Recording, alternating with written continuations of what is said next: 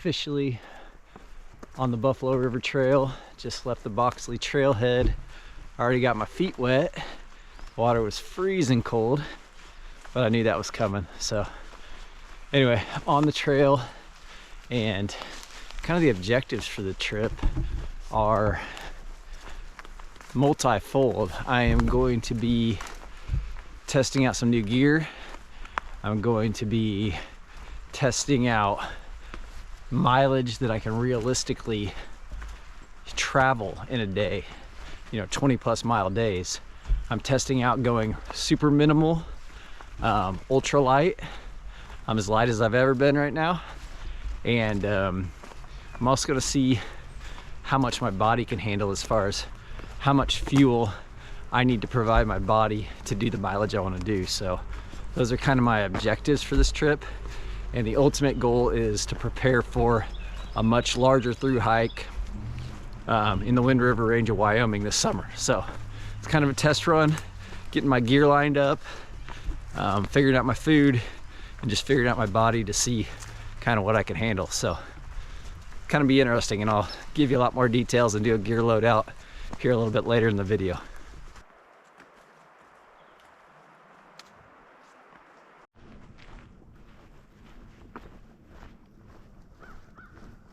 I don't really consider myself super hippy dippy, but I'm loving these trees and smell the spring, and I have been known to hug a tree or two every once in a while when I find that special one. So watch out, it's coming. I got the feeling.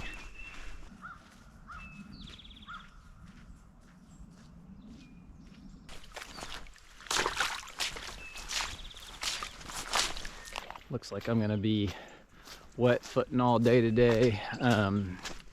They got about an inch of rain over here a couple days ago, and it looks like it's still rolling down the mountain pretty good. But the waterfalls are real nice right now, and I know the river's flowing pretty good. Perfect time to be canoeing right now too, which I was doing about this time last year on the Buffalo. Same distance, same route, just on the water instead of the trail. And quite honestly, that's the way to do it if you're going to do it one way or the other. But I'm pretty excited to try it out on the hiking path too.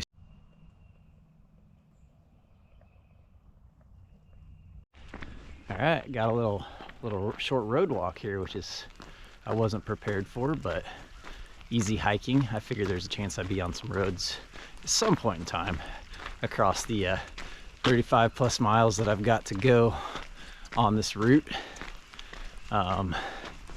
But yeah, it'll mostly be on a primitive trail, and the first 20 miles I'd say is going to be a lot of ups and downs.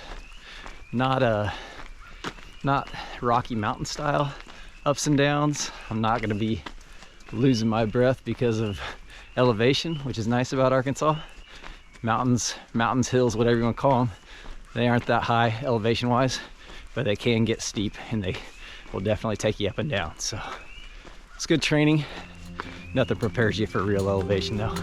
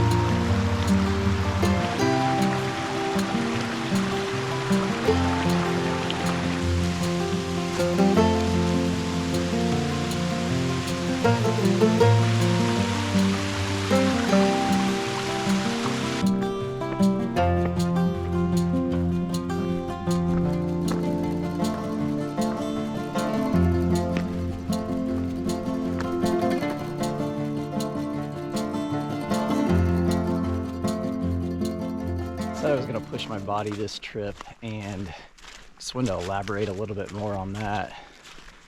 I'm basically going to walk, I don't know, it's roughly, I think the full trail, Boxley to Pruitt's 35 and a half, 36 miles.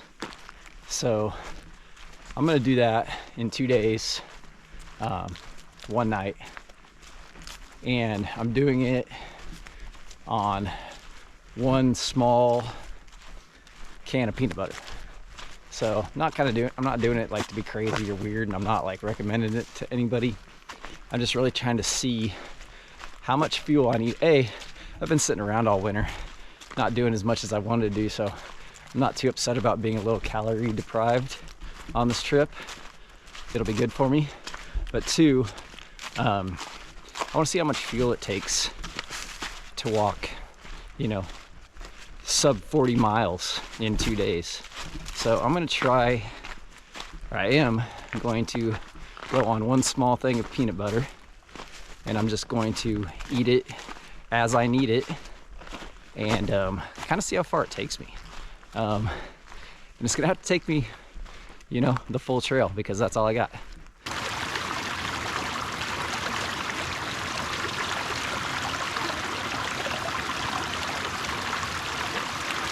All right, so I'm getting into the Boxley Valley area. I can kind of see the farms and valleys down below me here off the top of the mountains here. And there's a really good population of elk here, and they're generally easy to find in this section if you want to come out here and find them. But kind of hoping that I get to see some here off in the woods, kind of see what I find. I've got multiple videos on my channel with these elk, different opportunities to see them, and it's been really cool. But you know, one of the very few wild sustaining elk populations in the area. So definitely a special part about Buffalo River.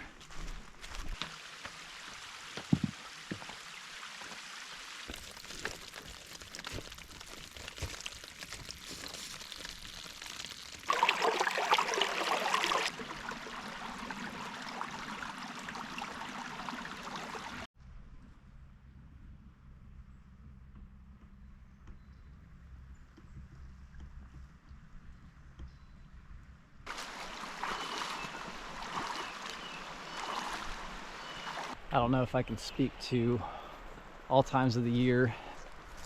I know in February when I've hiked sections of this trail, it was pretty dry. There was, outside of some snow on the ground, there wasn't a lot of flowing water.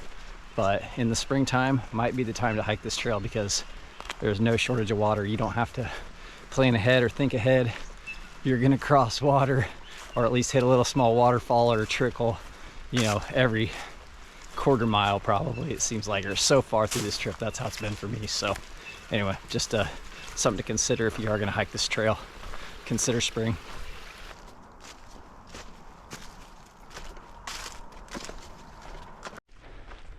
Let's talk ultralight backpacking.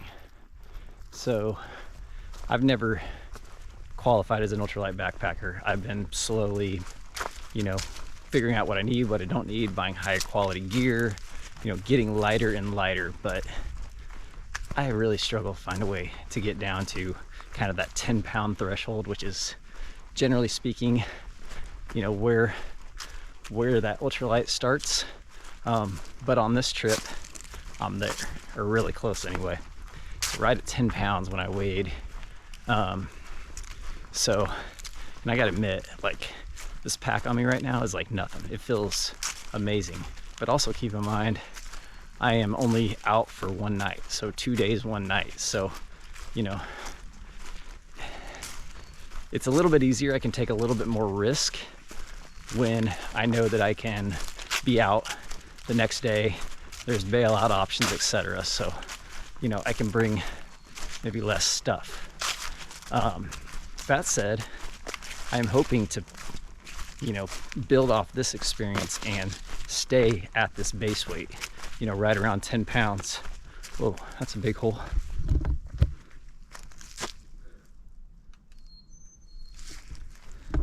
All right, sidetracked.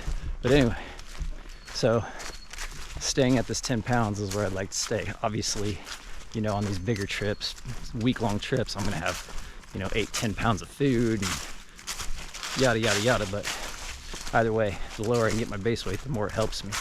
So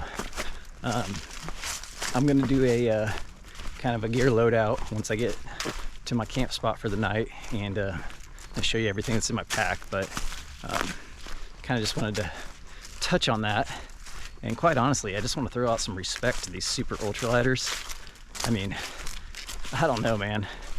People sub 10 pounds, 6-8 pounds. I'm seeing people like on YouTube.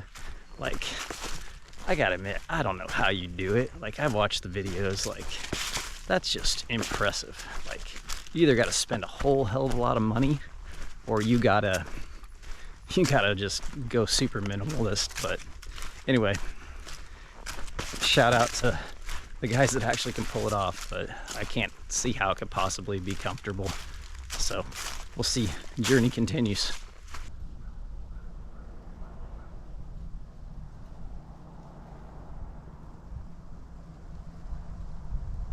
Almost down to Ponca now, probably half a mile at most, so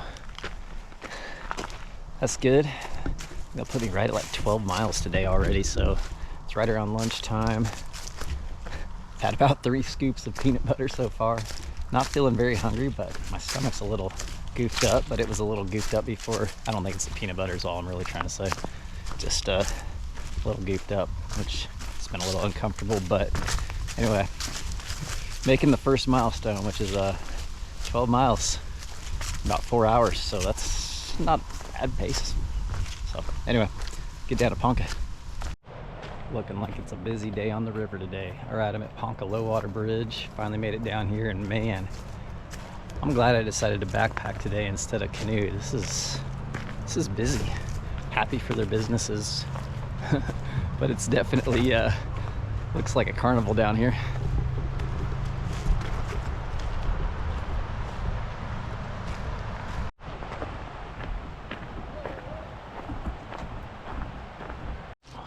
Alright, so I just passed Ponca Low Water Bridge. That took me a little over 5 hours from Boxley, and just over 12 miles. I don't know if you can see that, but that is where I'm at the moment. And I'm going to push on to Steel Creek. I think it's a couple miles, and then Kyle's Landing is maybe 6 or 7 more past that. So trying to get past Kyle's Landing, which will be 22 miles probably. So I got a ways to go still. I'm really only halfway to what I wanted to set out to accomplish, a little over halfway accomplished today. So I'm gonna have to push, but I'm feeling pretty good right now. Body feels good, pack weight's great, so I can do it.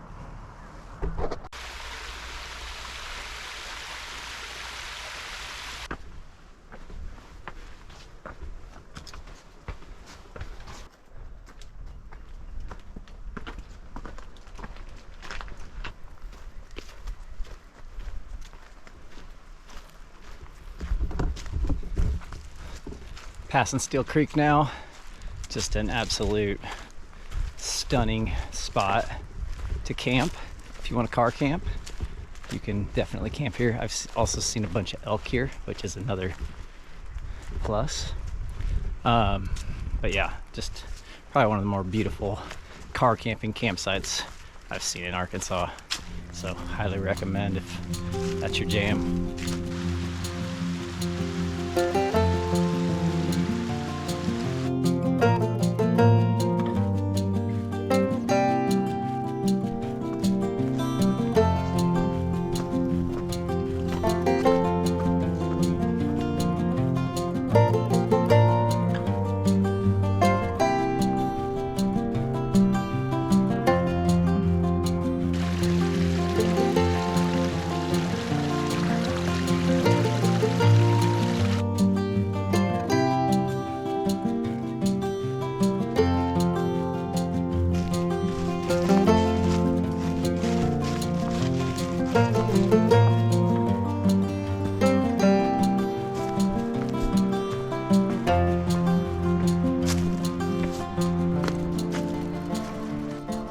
Over 22 miles now, coming up on Kyle's Landing campground.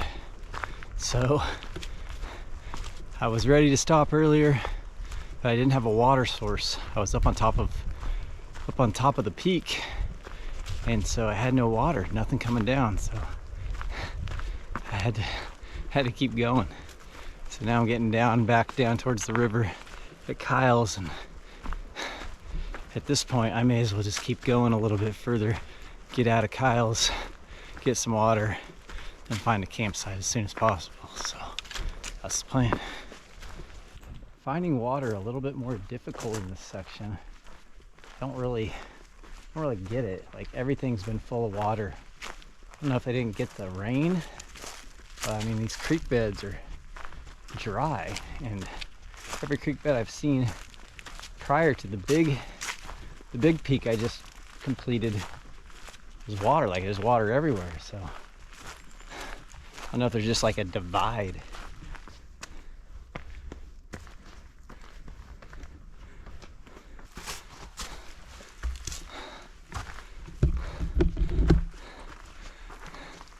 Pretty cool little trail getting up through the edge of this cliff. Just kind of weaving through. But it sure is steep.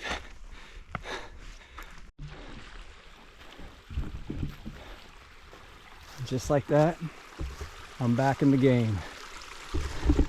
Something about timely water. It just always works out every hike I've been on. But that was really close to not working out. Whew. I need this water. All right, I guess this is the spot.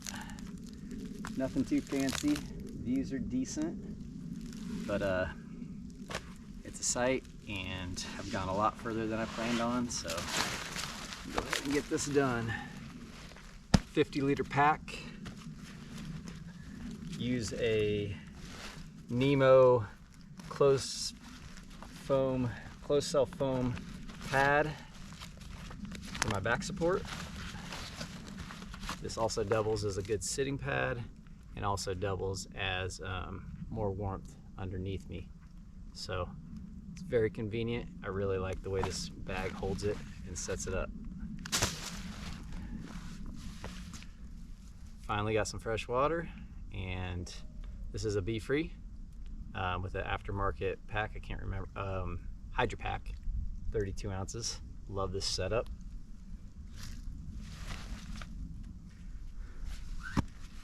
Trekking poles for my tarp, because I don't, well, trekking poles for my tarp, because I don't use trekking poles. That's my Anchor charger. It's kind of heavy, but it can charge a phone, cameras, many things, multiple times. So one's more than enough for an overnighter, but when I go on like week-long trips, I'll take 2 and sometimes even 3 of these. So they work really well.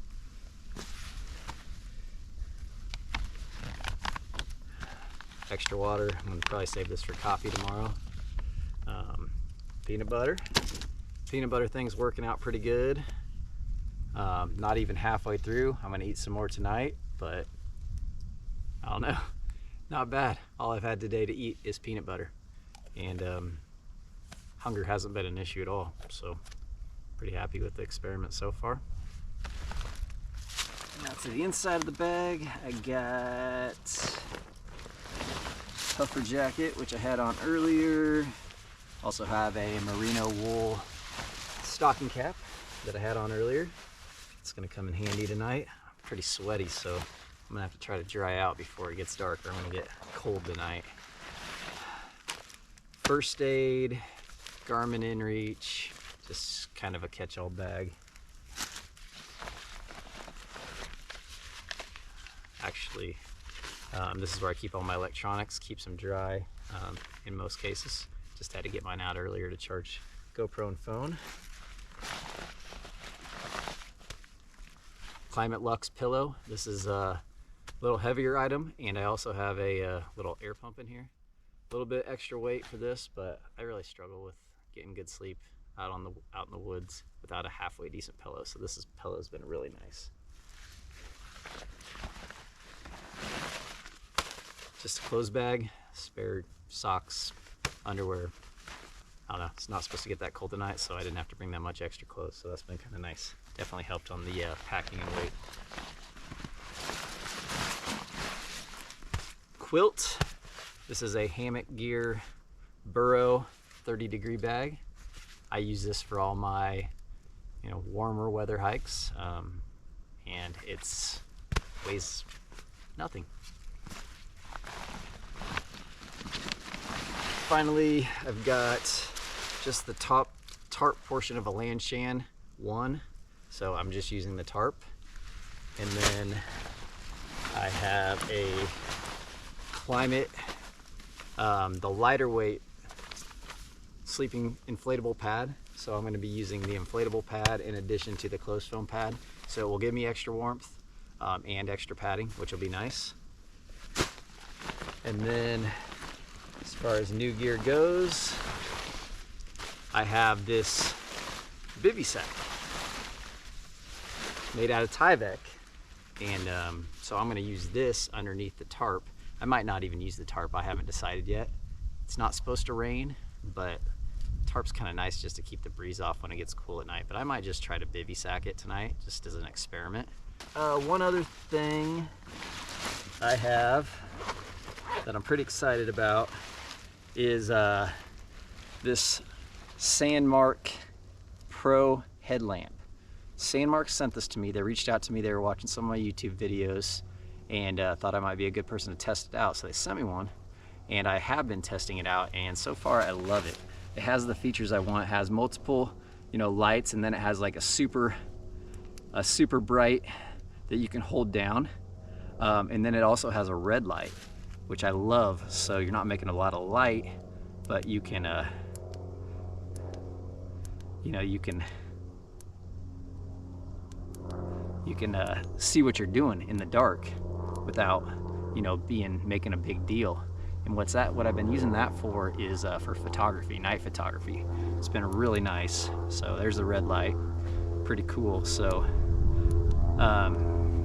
so in addition to that, the headband comes off. There's a magnet right here, and you can rotate it, so you can stick this on your car or something like that. Rotate the light full 360 degrees. Just a really cool design. And then one of the features I like that I've never had before is it has a USB-C port to recharge. So since I always have external batteries, I can charge this whenever I want. Don't have to bring any extra batteries or anything like that either. So that's my little plug for this new little gadget that I got that I'm super excited about. All right, I'm gonna set up camp, and I'm gonna eat some peanut butter, and probably just watch the sunset. I might hit the sack early tonight.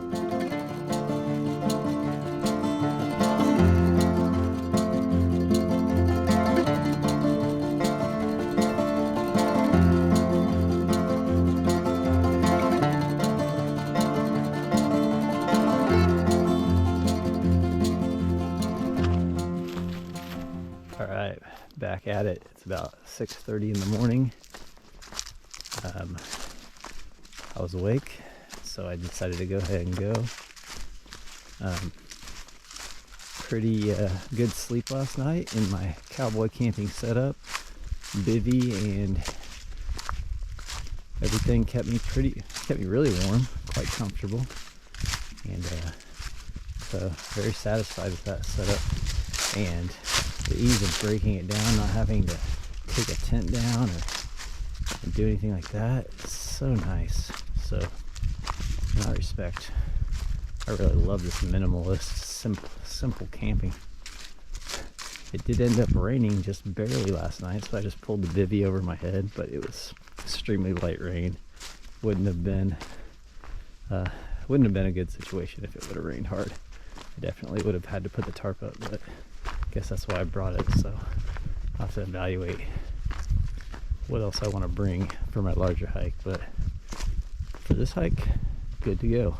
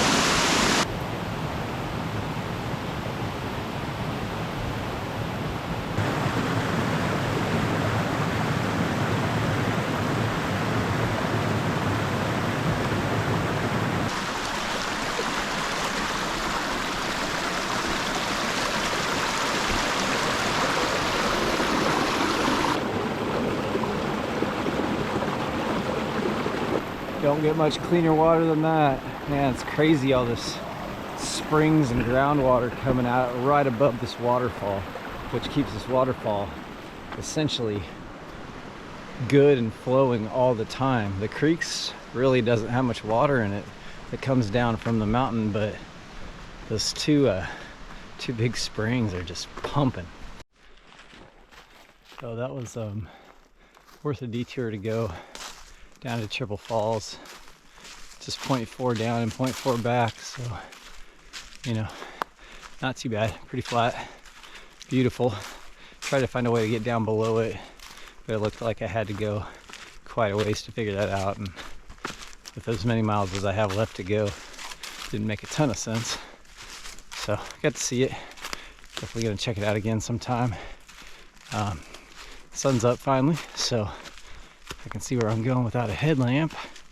I gotta admit, it's pretty nice to hike at night. Might sound weird, but you know, I wouldn't want to do it for extended amounts of time, but just for like a morning, early morning, it's just quiet. You can see all the little bugs and animals' eyes glowing, and I don't know, it's kind of has a different feeling. If I'll tell you I'd never do it in grizzly bear country, that would be way too intense for me. I'm happy to report there's a lot more consistent water past Kyle's Landing, and I don't know, it's weird, but you know, I couldn't find any water from pretty much the backside of Kilgore Mountain, so basically like the southeast side, all the way until I got past Kyle's Landing, past the road, and then I found plenty of water. So anyway, just keep that in mind if you're hiking this trail.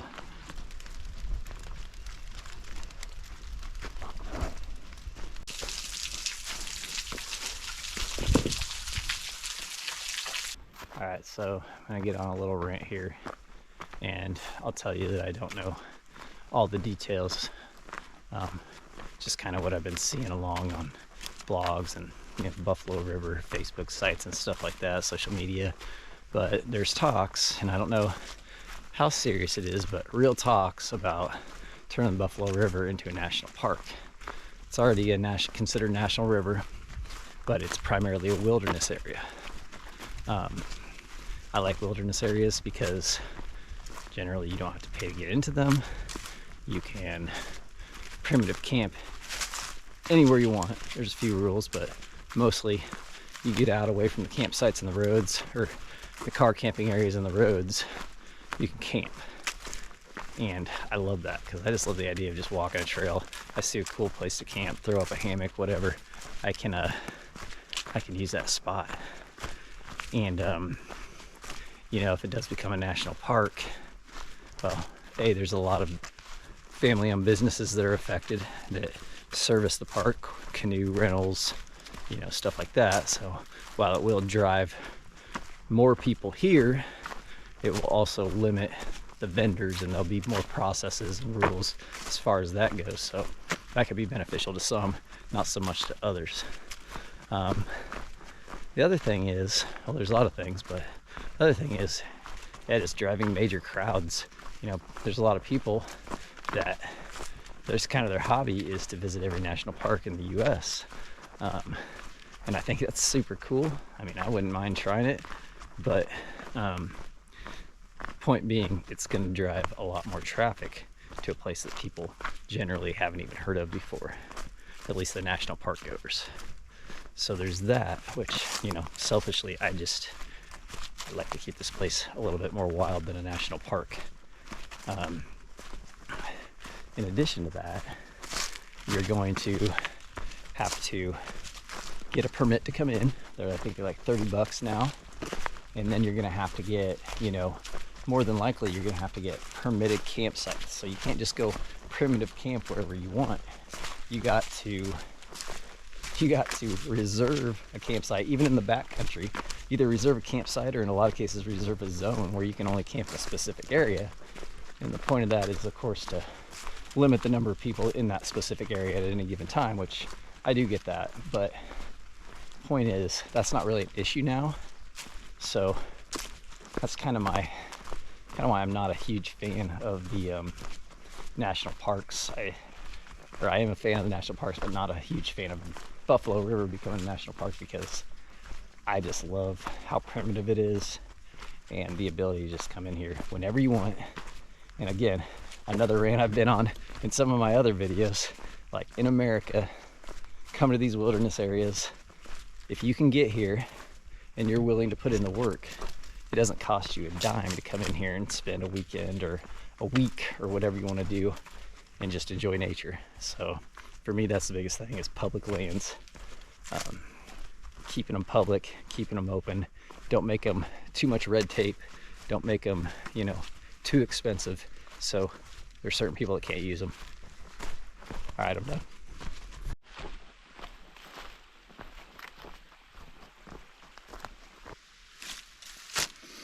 Running out of rations, but I got plenty to go, and honestly, I'm kind of getting tired of peanut butter.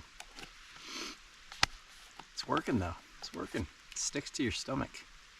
I don't know, man. It's not a bad option. It's a little heavy, but I mean, for what you get, there's 14 servings in this container, which is about 2 tablespoons each, or 180 calories. So I think I did the math. There's about 2,500 calories in this jar. I'm probably burning double that every day, at least. I don't know. I'll have to check my Apple.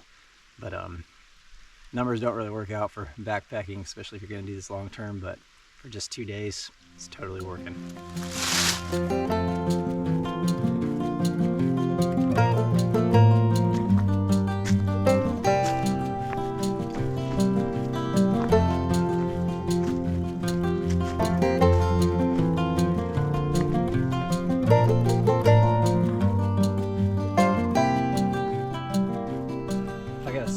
This whole trail has been extremely well maintained.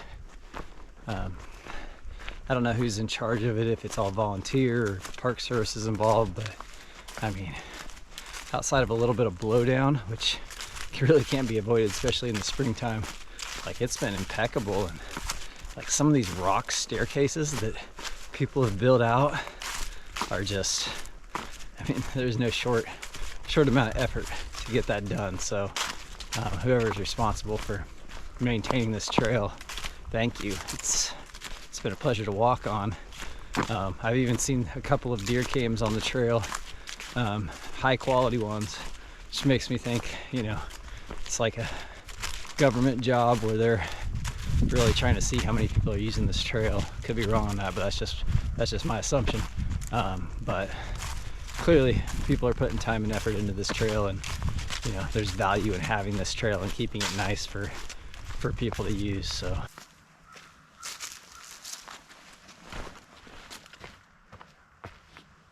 I'm walking through this cool little cedar forest right now.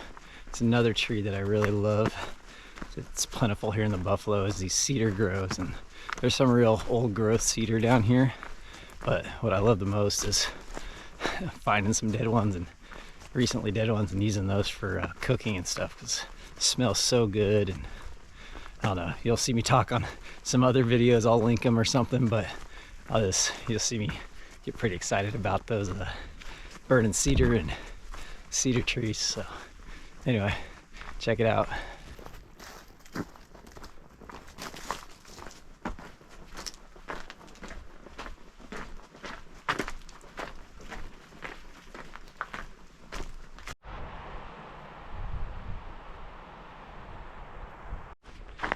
So I was talking about trying new gear, you know, kind of prepping for this Wind River Range in Wyoming trip. I'm gonna be doing the high route, and it's gonna be tough. You know, approximately 100 miles and 60% off trail. You know, over 10,000 feet, a large portion of the tree above tree line, I should say. Anyway, maybe not 10,000, but there'll be a lot of times when I'm up above that general area. So to say it's gonna be a hard hike is an understatement. Anyone who's actually done it would probably say the same thing. But I'm really happy with where I've got my pack weight right now. Obviously I'll have to carry more food for an extended amount of time, but pack weight's good. But another thing I've been testing, and I guess I'll find out when I get home and look through some of the video, is how well I can do a video with just a GoPro. So I have a GoPro 10, which is what I'm filming with right now. And if you have a GoPro or you know anything about them, they're tiny, they're light, they're very functional, shoot 4K, really great little cameras for what they are. Generally on my big trips I will bring a Sony a6600 with nice lenses, just to get that much better, video, as well as it allows me to do better time lapses, more photography, which is another passion of mine, and so on and so forth. But the weight is a lot of work to carry a tripod, carry a full-size camera. I mean, I'm talking pounds more, where this probably whole combo weighs probably a pound, my tripod and camera. So depending on how happy I am with this video, like, I'm kind of leaning towards just going GoPro up in the winds. And yeah, sure, there's gonna be times where I'm like, man, I wish I had my good camera, but for the miles I'm traveling and the challenges I'll be facing, I think going light and nimble and efficient is gonna pay big time, instead of trying to haul a bunch of equipment over this crazy mountain range.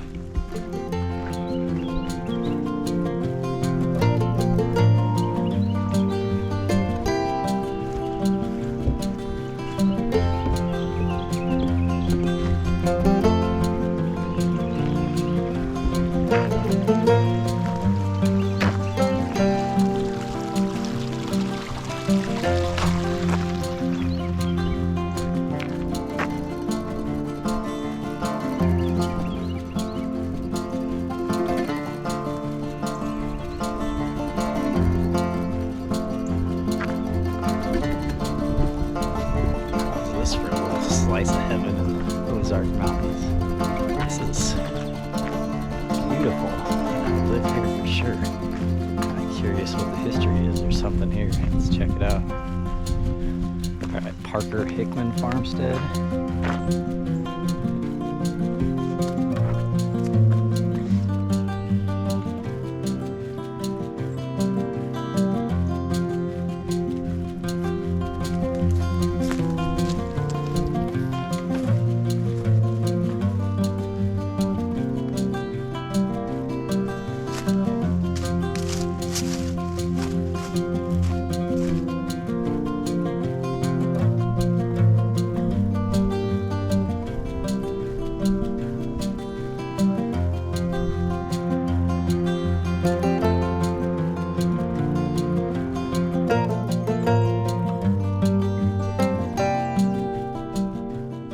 Awesome tree. I will say there are some, I think a lot of them have been cut down for lumber and stuff, where people could get to them. But if you can find these hard to get to places or get way up on a cliff somewhere, there's still a lot of these pines. I believe they're red pines. Could be wrong on that, but they're definitely another one of those trees that's really kind of cool and unique in this area. There's pines, down into other parts of Arkansas and even in Missouri and stuff, but they tend to really just live up on these cliff edges and stuff. So always cool to see like a really old one, like 100-year-old tree.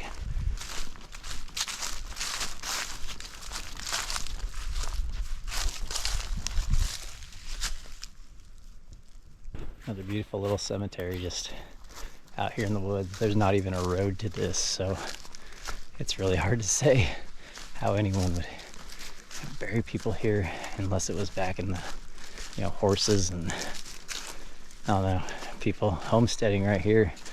Maybe it's closer to things than I think, but I'm still quite a ways from any roads at the moment, so definitely another one of those head scratchers, but cool all the same.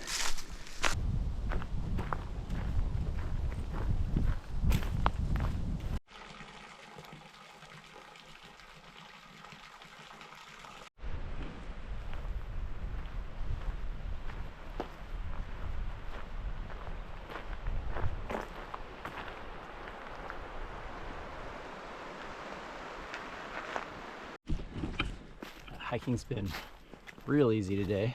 No major climbs or downhills, which is kind of how I set myself up, knowing that was going to be the case today. That's why I tried to get to where I got yesterday. And I'm glad I did, because I'm going to get out of here a lot earlier than I thought originally. So that's working out good. But either way, you slice it, walking 12 miles, whether it's flat or hilly, is a lot of miles. So my feet are definitely getting sore. I'm starting to feel kind of the tinges, and I got a hot spot on my little toe on my left foot. It started happening at the end of the day yesterday, and it's starting to feel it again today. So that was just by, quite honestly, with wet feet and walking a lot of miles, stuff like that's bound to happen. I never really had that issue in the past with Ultralight Peaks and socks I'm wearing. But anyway, 24 miles, wet socks can do that to you. But I'm kind of trying to get out of here. I think I got maybe 3 miles to go. Trying to get out of here without eating any more peanut butter. I'm not totally sick of it, but I'm kind of looking forward to going and getting some real food. So facts are, you can most certainly sustain yourself with peanut butter, and it really sticks to you and makes you feel full. It's just more about variety. At a certain point, you just can't eat the same thing more than a couple days in a row, or at least I can't. So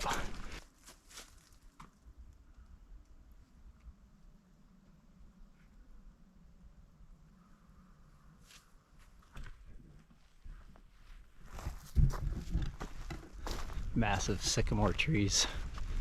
Don't see a ton of them down here, but there are sections where they're pretty prevalent down in along the river. Always another one of those awesome trees. We have them where I'm at too, all along the rivers. This is big white trunks and just massive, awesome looking, kind of whimsical branches. Always love them. Always a sign of a river or water too, which is, I don't know, it's kind of cool how that works. I like the beech trees here, and even the cottonwoods at a certain level. Just passed through the Ozark Campground. So sign said I got about 2.5 miles to Pruitt. So this is final stretch. I'm on the home stretch. Just a little bit further to go here. I'm gonna try to recap my whole trip, and just to give anyone watching this video, a little bit of insight on how I did my trip, kind of some of the logistics, food, camping gear, etc. So as far as the trail goes, really break it down to 3 sections. Boxley to Ponca. So the first third of the trail, nice trail. I'd never been on it before, so it was nice to do it once. It's got some nice water features. It gets some views as you get closer to Ponca of the Boxley Valley, but it's not like mind-blowing like as you get further in. So I'd say Boxley's good. I'm glad I did it. I don't necessarily need to do it again. Ponca to Kyle's Landing is probably the meat of like the beautiful bluffs, goat trail, like all that stuff's, waterfalls, all that stuff is in there. And you're gonna pass a lot of it on the Buffalo River Trail, a lot of nice waterfalls, so on and so forth. It's also the hardest section. It's got the most up and downs, highest elevation. It's about, I don't know, approximately 10-mile stretch, give or take. And but if you're gonna do one stretch, especially if you're looking to camp and stuff like that, in my opinion, I think it's probably the best stretch, but it's also the most popular stretch. So pretty much from Ponca to Kyle's Landing, you're gonna see people at the trailheads. Not everybody hikes all the way through, but people will hike in a little bit, just to get some views and stuff, and then come back out. So plan for that. Third section, Kyle's Landing to Pruitt, is nice. Like, I was pleasantly surprised. It was really good and really quiet. I only saw one other hiker, maybe two or three, I guess, tops, on that section. and there's some nice ups and downs. There's a few water features. Triple Falls is right there, right past Kyle's Landing. That's, in my opinion, worth a stop. Just a little bit off the main trail. And you know, it's pretty good. It's got a lot of like cliff walking right along the river, which is really kind of makes it more interesting and exciting. So I did really enjoy that, and that was my first time on that section too. So I'll give that a thumbs up for sure. It starts to turn into more flat kind of cruiser trails and stuff once you get past the Adair Cemetery, and you know, just kind of not quite as exciting. It's still beautiful, but you know, it's not going to blow you away or anything. So that's my take on the trails. So my take on my gear selection and situation, and I'm absolutely loving this light pack. Like, I can't go back from this. Like, it's not even a burden. Like, my shoulders aren't sore, my hips aren't sore. Like, it's like I'm walking to school or something when I'm in high school or something. Like, it's really nice. I've, you know, carried it 30 plus miles in 2 days. So if it was going to be an issue, it would have been an issue by now. It's not, you know, obviously I didn't bring a ton of food, just peanut butter, which is heavy, but it's getting a lot lighter. But not a ton of food. I didn't bring a stove, didn't have to cook. So, you know, to compare this to a longer trip, I would have to bring a stove because I need occasionally a hot meal and hot coffee. Drank cold coffee this week, and peanut butter, and you know, never had to spend any time cooking or boiling water or doing any of that. That makes for a lot of efficiency, but no variety. So my bigger trips will have a propane stove and a titanium, you know, just a small titanium pot that I can nest in. Doesn't add a lot of weight, but that's definitely something I'll have to bring when I go up to Wyoming this year, for sure. But besides that, like, the bivvy worked great. I'm super sold on that. Didn't even have to break out the tarp, but I do think on a long trip it'll be nice to kind of enclose yourself, especially if you get some rain. Like, that'd be pretty miserable trying to bivvy in the rain for multiple hours. So in that respect, I think I've got that dialed in. Clothing, probably brought a little less than I normally would, just because, you know, you're only planning for 2 days. You know, you're only going to need, and you know, the temperatures aren't going to fluctuate that much. I have perfect temperatures for this trip, like lows in the 40s, highs in the 60s. Like, you bring a puffer jacket, you know, this shirt that I'm wearing right now, and some pants and socks. You don't need a whole lot more. It doesn't get that cold. 30-degree bag was more than sufficient. You know, cowboy camping, it was quite comfortable. I slept good. So from that respect, from a gear respect, you know, kind of pulled it off without any flaws. So anyway, I got a little bit of idea and motivation for this next trip I got starting to plan. So I'm really happy that I got a little beta for that trip. It'll make planning it a lot easier. So really the biggest thing will just be figuring out food and so forth. So that's pretty much my summary. I mean, I would say any backpacker that's interested in doing a section of this or the whole thing, do it. It's a great trail. You could take kids even, you know, like, it is not bad. I would say if you're gonna do the full Buffalo River Trail, I would not do it in 2 days. I pushed myself really hard, and I would not recommend trying to do it in 2 days. That's a lot of mileage. I'll probably be close to 40 miles with my little side trips and stuff. But to do it in 3 days, 2 nights, I think would be perfect. So that's what I would recommend.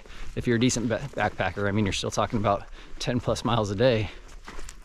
But like I said, you're not hiking up 12,000, 13,000 feet. You're literally at 2,000 feet. So it's a lot easier hike.